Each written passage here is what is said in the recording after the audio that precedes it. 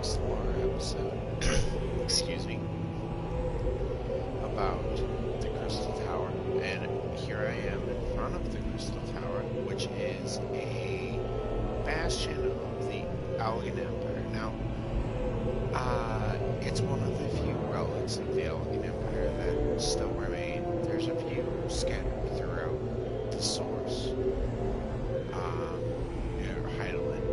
There's like S.A. Slides is one that is a major area from relic from the Heavensward storyline. But this was first introduced in a Reborn. It was the first major raid series, first Alliance raid series, which Alliance meaning 3 alliances, 8 people, and doing certain objectives. Now the storyline first starts out with the Allagan Empire. Now the Allagan Empire existed roughly for about 2,000 to 3,000 years as a from their height to their fall, roughly. We know that they came about roughly about the end of the fifth astral era, which is the fourth Magi. And we know from some of the summer quests and stuff now that they were a predominantly magical people as opposed to the Garlean Empire, which came out much later, which is a predominantly scientific people. Now, again, different reasons.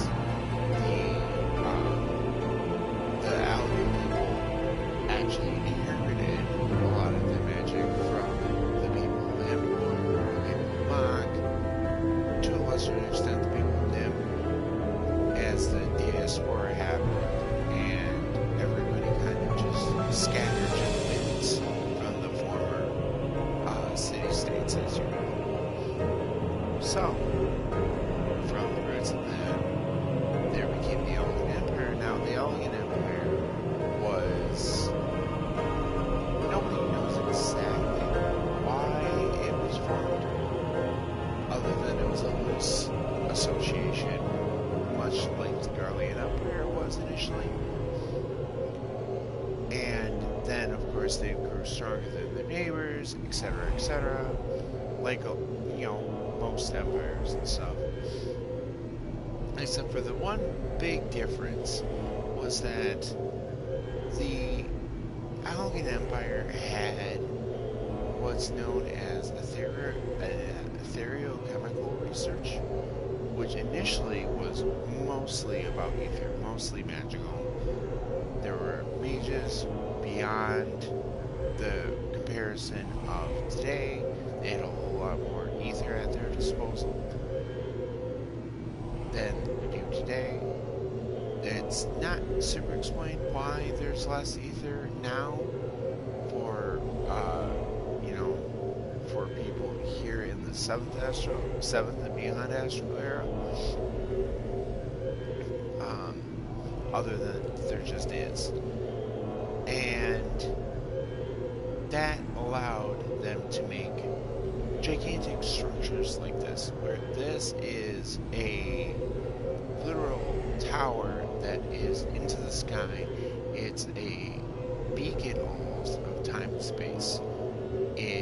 The crystals themselves absorb ether. It's very fascinating, actually, because the Crystal Tower is a place that can exist in one reality, but at the same time not intercede in a way that creates paradoxes.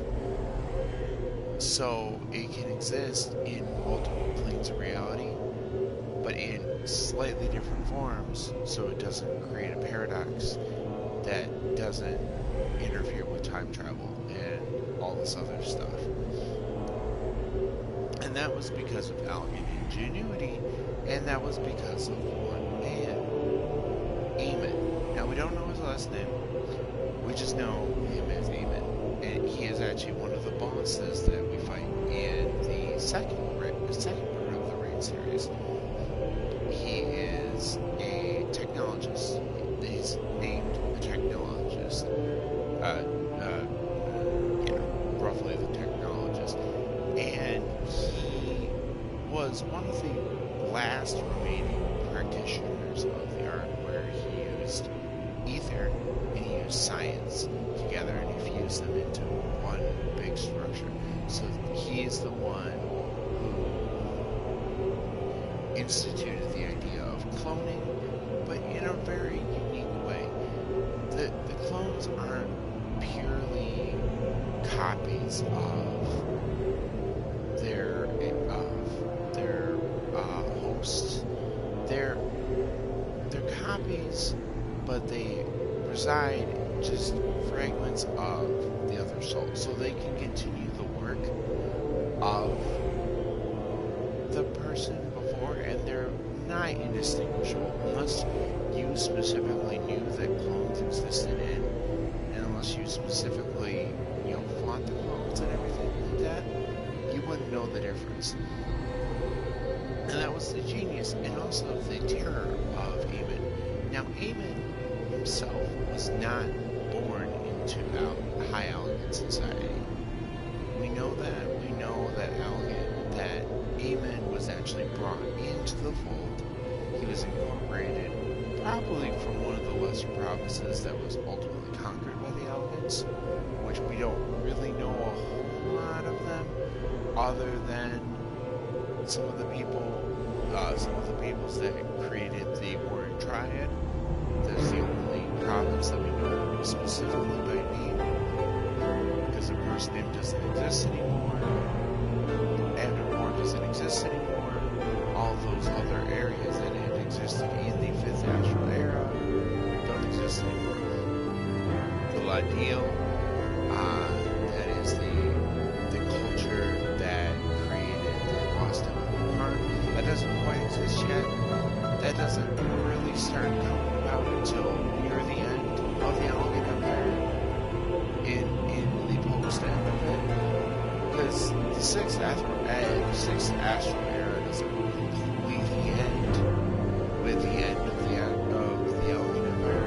It lasts a little bit longer before the big calamity happens, but it all ties back to the Crystal Tower. The structure that can straddle multiple dimensions, not only multiple dimensions, but also multiple places and times. So, the way I describe dimensions would be these other areas beyond the 3D plane, 3 or 4D plane. But it can also straddle what we can later find out as reflections and all this other stuff. And it simultaneously exist and mess with time and space at the same time. And this was initially made as a way as a compliment to the peoples of, as a compliment to the peoples of the Allagan Empire, as a way to record their knowledge, keep things going. But then that desire started to shift. Amon started taking the lead. Things started going badly within the war, and the Warring Triad had just been secured in a way, and the war against primals, or icons as they call them, was beginning to take a toll. We believe this was right around the time that there's an area in Stormblood, there's a dungeon that existed during the time of Allagan. We know it does because of one of the lore of one of the cards was about the Mist Dragon, which was a horrific creature that was secured and tethered by the Allagans. So we know that this particular dungeon existed at least during that time. And it was, anyway, without going too in depth, because I know not everybody has gone through Stormblood yet. But the war against Icons was failing. They were not successfully rooting out Icon summoning. Their resources were thin. There was civil war, civil unrest. Everything was beginning to come to head. So, in a desperate move, Amon decided to create, to attune the tower in a way that was specific to not him necessarily. He would be able to extend his life as long as he stayed within the tower as kind of their overseer. But he would be able to have some of the royal family, including the emperor, the last emperor of the time, sealed within. And then he was able to make clones of that royal family, because then those clones, he could essentially make them, as long as he had the apparatus and the ether and all of the resources necessary, he could make clones nigh infinitum. As long, and, you know, well past the lifestyle of the, not lifestyle, the, life frame, there we go, of time frame of the actual living specimen. So, and he would actually call them specimens. He was a very disconnected with reality by this time about the humanity of the people that he was working with. He believed he was on like a godly power, and he was preserving. He was the only steward left in a time gone wild. All this other stuff. And that makes him actually a very interesting villain. And then, of course, Zand, the Emperor, who is a nod to Zand from Final Fantasy II and Final Fantasy III. He had this desperate plea to summon a void set and essentially remake the world. And so Amon granted his emperor, his liege, his last wish, and allowed the summoning cycle to continue, essentially, for a very, very, very long time. By the time we intercede in the raid series, that raid, I mean, that summoning cycle has probably gone uninterrupted for at least 2,000 years, if not more. So, I mean, there's been instances, but again, that summoning cycle of this powerful void set in these cycles has been essentially roughly 2,000 to 3,000 years uninterrupted. And then Amon was allowed to rest. He'd oversee, but then he'd kind of create copies of himself as well, just in case he somehow was not able to extend his life any further and was not able to keep his ether in check and stuff. So the Amon that we fight in that raid series may or may not be the real Amon. It might be a clone. It's not entirely clear, but we can kind of just guess that since there's all these other clones that we have to fight, the chances are the real Amon is long since dead. He just happens to wear, the clone just happens to wear his extravagant style and everything.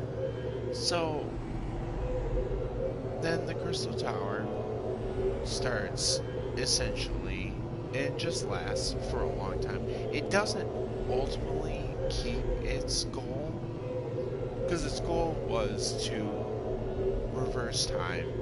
Well, there were several goals, but one of the big goals was for it to reverse time to a point where the Allagan Empire was not teetering on the brink of collapse.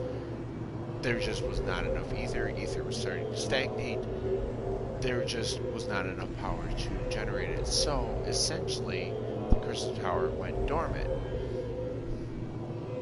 and all of the people inside, with the exception of Zand, who was continuing the summon, and his clones, and the royal family, and Amon, everybody else, everything else, all the defenses, everything went into a state of dormancy.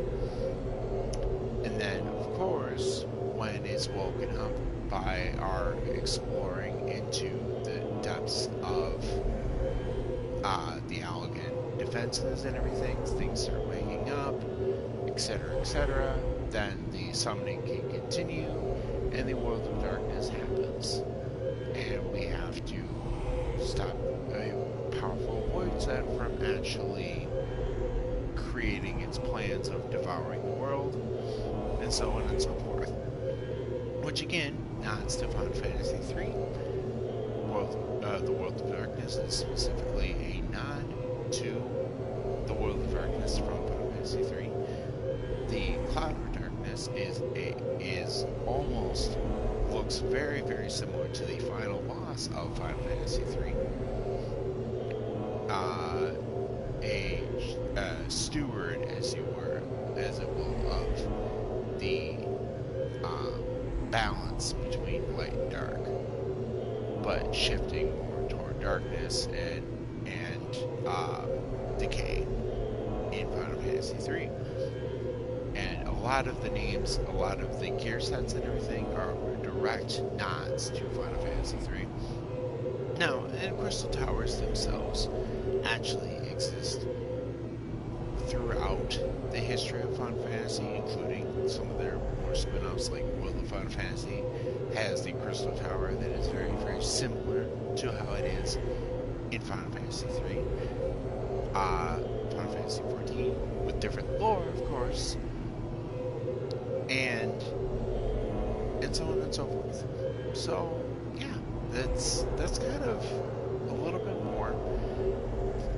And then, of course,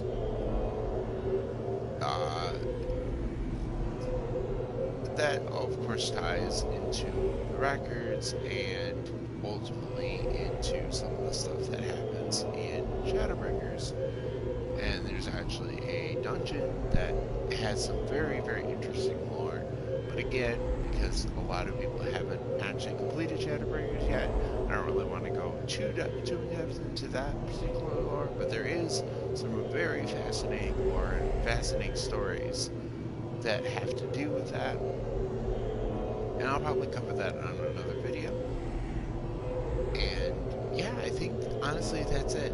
I can't think of anything else that I would be able to succinctly cover at this point. And I hope you all enjoyed this episode. I know it's a little bit shorter, but I do like this format a little bit more. And I hope you all enjoyed and found it very informative. Please spread the word about this. This is a huge passion project that I'm very excited about. And yeah, anyway, thanks for listening. Bye.